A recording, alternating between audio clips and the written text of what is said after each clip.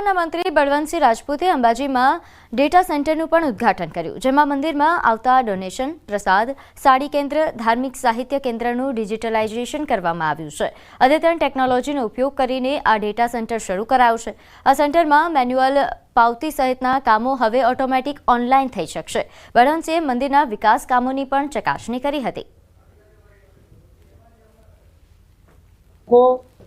પ્રસાદથી માંડીને કોઈ પણ દાન આપવું હશે, હશે તો બધું ઓનલાઈન અહીંયા આગળ કરી શકશે.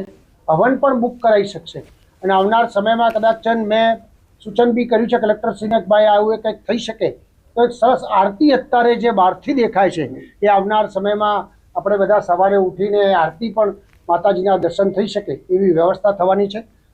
અંબાજી મંદિરે પોતાનું સોફ્ટવેર ડેવલપમેન્ટ કરીને એક અદ્યતન કામ કર્યું છે, જેના કારણે પારદર્શકતા અને દર્શનના જે ભાવિક ભક્તો છે એના માટે ખૂબ લાભદાયી નીવડવાનું છે. રક્ષાબંધન અને જન્માષ્ટમીના તહેવારોને લઈને એસટી વિભાગ દ્વારા વધારાની બસો દોડાવવાનું આયોજન કરાયું છે. રાજકોટ ડિવિઝનમાં 50 જેટલી વધારાની બસ મુકાશે, જેમાં રાજકોટ, મોરબી, જસદણ, ગોંડલ અને સુરેન્દ્રનગર જેવા શહેરોમાં વધારાની બસનું આયોજન કરાયું છે. આ તરફ ધાર્મિક સ્થળો સોમનાથ, દ્વારકા, ઘેલા સોમનાથમાં પણ એક્સ્ટ્રા બસો દોડાવાશે. આ ઉપરાંત અમદાવાદ, સુરત, વડોદરા, અંબાજી રૂટ પર વધારાની બસો દોડાવાશે. આપણે રાજકોટથી, સુરેન્દ્રનગરથી, મોરબીથી, ગોંડલથી આ તમામ જગ્યાએથી એસટી બસો પૂરતા પ્રમાણમાં એક્સ્ટ્રા સંચાલન માટે તમામ ડેપો મેનેજરને સૂચનાઓ આપી દેવામાં આવેલી છે. અને અમારો સ્ટાફ છે એ પણ બધો સ્ટેન્ડ બાય છે. રક્ષાબંધનના પર્વને લઈને ગીતા મંદિર બસ સ્ટેશન પર મુસાફરોની ભારે ભીડ જોવા મળી રહી છે. ત્યારે એસટી નિગમે વિશેષ વ્યવસ્થા કરી છે. એસટી નિગમ દ્વારા 800 ટ્રીપો વધારાની દોડાવવામાં આવશે. છેલ્લા 48 કલાકમાં 1,93,919 સીટો ઓનલાઈન બુક થઈ હતી. વોલ્વો સહિતની તમામ બસો હાલ ફૂલ થઈ જઈ રહી છે. ત્યારે મોટી સંખ્યામાં મુસાફરો અવરજવર કરી રહ્યા છે. જોકે મુસાફરોની સંખ્યાને પહોંચી વળવા એસટી વિભાગ પણ સજ્જ છે. આગામી 2 દિવસ રક્ષાબંધનના તહેવારોના ટ્રાફિકના પ્રમાણમાં જોતા નિગમ દ્વારા 800 જેટલી એક્સ્ટ્રા ટ્રીપોનું આયોજન કરેલ છે, જેમાં મુખ્યત્વે અમદાવાદથી 200 ટ્રીપો, પાલનપુરથી 80 ટ્રીપો, સુરતથી 30 ટ્રીપો, વડોદરાથી 50 ટ્રીપો અને રાજકોટથી 20 ટ્રીપો, જૂનાગઢથી 25 ટ્રીપો અને હિંમતનગરથી 50 ટ્રીપોનું રક્ષાબંધનના તહેવાર માટે ખાસ આયોજન કરેલ છે. જેમાં ભાદરવી પૂનમને લઈને સંઘની બેઠક યોજાઈ. કેબિનેટ મંત્રી બળવંતસિંહ રાજપૂત હાજર રહ્યા. 1624 રજિસ્ટર સંઘ મેળામાં આવશે. નોંધ્ય છે કે 6 થી 12 વાગ્યા સુધી મંદિર ખુલ્લું રહેશે. અત્યાર સુધી 303 સેવા કેમ્પની નોંધણી થઈ છે. સીસીટીવીથી 24 કલાક બાદ નજર રખાશે. વૃદ્ધો, દિવ્યાંગો માટે દર્શનની અલગ વ્યવસ્થા કરાશે. આ વર્ષે વહીવટી તંત્રએ એવો નિર્ણય કર્યો કે ભાઈ એક પણ પ્રાઇવેટ વ્હીકલ અંબાજીમાં જવા ન દેવું. એના માટે અમે માનનીય મંત્રી શ્રી સાહેબશ્રી, કલેક્ટર સાહેબશ્રી અને એસપી સાહેબશ્રી જોડે અમે ચર્ચા કરી અને માગણી કરી કે અમારા જે રજિસ્ટર સંઘો છે એનું એક પણ વાહન અંબાજીમાં આવ્યા પછી રોડ ઉપર આવતું નથી. સંઘશ્રીની 2-3 જે માગણીઓ હતી એ પણ કે ભાઈ થોડા વાહનો વધે, થોડી વ્યવસ્થા વધે, તો મને લાગે છે કે સ્વચ્છતા બાબતમાં 750 ભાઈઓ જે કામ કરતા હતા એના બદલાની અંદર આપણે એના ઉપર ભાર મૂકીને 1500થી વધારે લોકો કામ ખડે પગે કરે અને 60 કિલોમીટરનો એરિયા આખો કવર કર્યો છે. રાષ્ટ્રના સૌથી મોટા લોકમેળાની તૈયારીઓ શરૂ થઈ ગઈ છે. રાજકોટના રેસકોર્સ મેદાન ખાતે 14 થી 18 ઓગસ્ટ દરમિયાન લોકમેળો યોજાશે, જેને લઈને હાલ યાંત્રિક રાઇડ ઊભી કરવાની કામગીરી ચાલી રહી છે. ત્યારે સુરક્ષા હેતુસર માર્ગ અને મકાનના યાંત્રિક વિભાગ દ્વારા યાંત્રિક રાઇડની ચકાસણી માટે થર્ડ પાર્ટી એજન્સી પાસેથી ચકાસણી કરાવવામાં આવી રહી છે. જામનગરની એજન્સી દ્વારા 34 જેટલી રાઇડ્સના મેટલ, થિકનેસ અને વેલ્ડિંગનું નિરીક્ષણ કરવામાં આવી રહ્યું છે.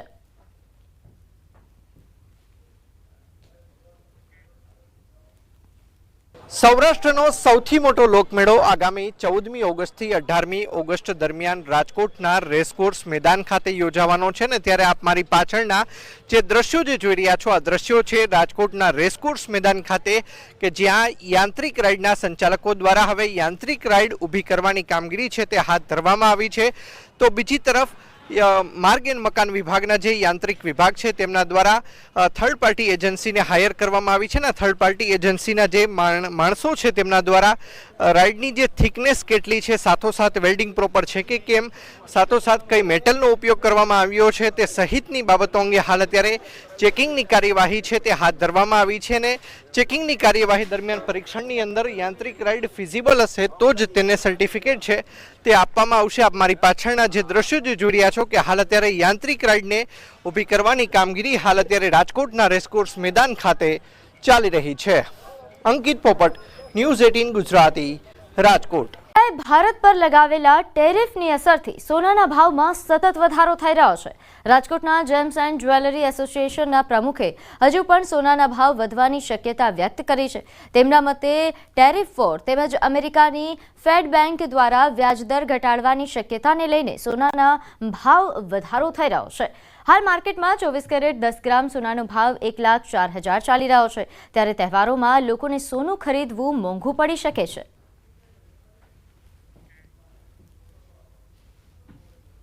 જે અમેરિકા દ્વારા ભારત પર ટેરિફ વધારવાની જે જાહેરાત કરવામાં આવી છે ત્યારથી આપણે જોઈએ તો સોનામાં ખાસો એવો ઉછાળો આવ્યો છે અને આજરોજ સોનાના ભાવ 24 કેરેટના ભાવ 1,46,60 આસપાસ નવો હાઈ ઓલ ટાઈમ હાઈ બનાવી ચૂકેલ છે. આ ટેરિફની અસર અને આવતા દિવસોમાં આવતા મહિનાઓમાં જે ફેડરલ દ્વારા વ્યાજદર ઘટાડવાની જે શક્યતા જોવાઈ રહી છે તેમની આ અસર સીધી સોના ઉપર જોવા મળી રહી છે. બોપલમાં શેર બ્રોકર દ્વારા ફાયરિંગ કરીને આપઘાત કરવાના કેસમાં મોટો ખુલાસો થયો છે. પોલીસ દ્વારા 2 આરોપીઓની ધરપકડ કરવામાં આવી છે, જેની પાસેથી મૃતકે 1 દિવસ પહેલા જ હથિયાર મંગાવ્યું હતું. આપઘાત બાદ બંને આરોપીઓ હથિયાર સાથે ફરાર થયા હતા. આરોપીઓએ જણાવ્યું કે મૃતકે દુબઈથી કોઈ વ્યક્તિ આવ્યા છે, તેની પાસેથી સોનું પડાવવા માટે હથિયારની જરૂર પડશે તેમ કહીને હથિયાર મંગાવ્યું હતું. હાલ પોલીસે વધુ તપાસ હાથ ધરી છે. પ્રાથમિક ધોરણે આત્મહત્યા થયાનું જણાઈ રહ્યું છે. જોકે હથિયાર આપનાર બંને યુવકો ગુનાહિત ઇતિહાસ ધરાવે છે.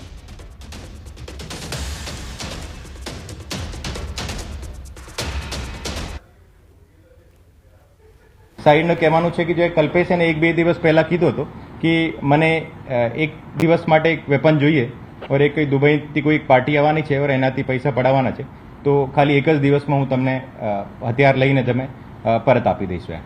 ઓર તે વખતે હથિયાર દેવા આવ્યા હતા ઓર હથિયાર લઈને જો અત્યાર સુધીની અમારી તમામ ઇન્વેસ્ટિગેશન જો સુસાઇડની તરફ લીડ કરે છે. એમ તમામ પ્રકારની શક્યતાઓ પર અમારી તપાસ ચાલુ છે ઓર એના પોકેટમાં એક સુસાઇડ નોટ પણ મળ્યો હતો. ખેડૂતોના હિતમાં હાઈકોર્ટનો ચુકાદો 2017-18માં થયેલા પાક નુકસાનના વળતર મુદ્દે ચુકાદો આવ્યો છે. 15,000 ખેડૂતોને પાક વીમાની રકમ મળશે. 6 વર્ષની કાયદાકીય લડાઈ બાદ ખેડૂતોને રાહત. એસબીઆઈ ઇન્સ્યોરન્સ કંપનીને હાઈકોર્ટનો આદેશ. ખેડૂતોને વળતર ચૂકવવા માટે હુકમ કરાયો છે. 8% વ્યાજ સાથે 7 કરોડથી વધુ રકમ ચૂકવવી પડશે. ઇન્સ્યોરન્સ કંપનીના વાંધા હાઈકોર્ટે ન સ્વીકાર્યા. કંપની સરકાર જોડે કાયદાકીય લડત લડી રહી છે. નોંધ્ય છે કે ખેડૂતોને તો વળતર ચૂકવવું જ પડશે તે પ્રકારનો આદેશ હાઈકોર્ટે કર્યો છે. જે મામલે વધુ વિગત સાથે સંવાદદાતા મૌલિક જોડાઈ ગયા છે. મૌલિક, વધુ વિગત? પ્રીતિ, જે રીતે વધુ વિગત અત્યારે હાલ મળી રહી છે તે પ્રમાણે વર્ષ 2017-18ના ખરીફ પાકમાં ક્યાંક પૂરના કારણે નુકસાન જે છે તે ખેડૂતોને થયું હતું અને તેને જ મામલે આ મામલો જે છે તે હાઈકોર્ટમાં પડકારવામાં આવ્યો હતો. રાજ્યના હજારો ખેડૂતો જે છે તેના હિતમાં આજે હાઈકોર્ટે મહત્વનો ચુકાદો કર્યો છે ને તેનો ફાયદો સીધો 15,000 જેટલા ખેડૂતોને થશે. આગામી 6 વર્ષથી તેઓ કાયદાકીય લડત લડી રહ્યા હતા અને અંતે તેમનો વિજય થયો છે. સુરેન્દ્રનગર સહિત મોરબી, પાટણ, બનાસકાંઠા સહિતના જે જિલ્લામાં ખેડૂતો જે છે તેમને નુકસાન વળતર મેળવવા માટે એસબીઆઈ ઇન્સ્યોરન્સ કંપની જે છે તેના વિરુદ્ધ આ જે ફરિયાદ જે છે તે કરી હતી અને તેની અરજીમાં એ પ્રકારનો આક્ષેપ કરવામાં આવ્યો હતો કે સરકારે જે નિમેલી કમિટી જે છે તેનો રિપોર્ટ આવ્યા બાદ 15,000 ખેડૂતો જે છે તેને ઇન્સ્યોરન્સનો લાભ મળી શકે છે. જેથી આજે હાઈકોર્ટે 8%ના વ્યાજ સાથે 7 કરોડથી ઉપરાંતની વધુની રકમ જે છે તે ઇન્સ્યોરન્સ કંપનીને ચૂકવવા માટે આદેશ કર્યો છે. જે આભાર માહિતી આપવા બદલ.